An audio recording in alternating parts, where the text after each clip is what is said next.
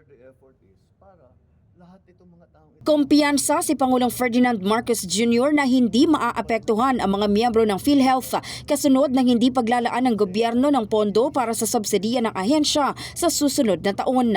Sinabi ng Pangulo na marami pang reserbang pondo ang PhilHealth na nagkakahalaga ng 500 billion pesos habang ang serbisyo ng ahensya na kailangang pondohan sa loob ng isang taon ay hindi raw hihigit sa 100 bilyong piso at ang kanilang expenditure ay higit 100 billion pesos lamang. Sa madaling sabi raw, natitenga lang sa bank account ng PhilHealth ang subsidiya na ibinibigay ng gobyerno. And the reason why is that we do not want to subsidize it is because it is the subsidy will hook lang doon sa bank account ng PhilHealth, hindi magagamit. Eh marami tayong paggagamitan noon. So that's a simple explanation there. Is that they have sufficient funds to carry on.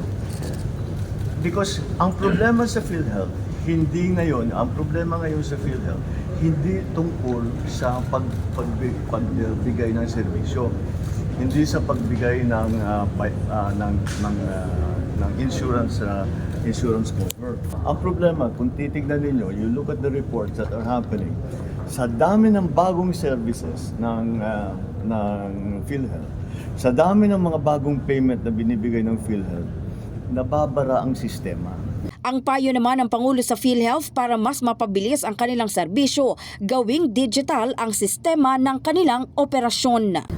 You can see there are in the provinces, merong mga tao nag-aantay buong araw, yung pilat 200 tao nag-aantay, nagka-claim. Yun ang problema sa PhilHealth. The problem is the processing capacity. Kaya ang naging priority, ang naging isa sa pinakamalaking priority sa PhilHealth, of course, to continue to provide services, to continue to provide insurance, is pag-digitalize na kayo. In the heart of changing lives, ito si Brigada Maricar Sargan ng 105.1 Brigada News sa Manila, The Music and News Authority.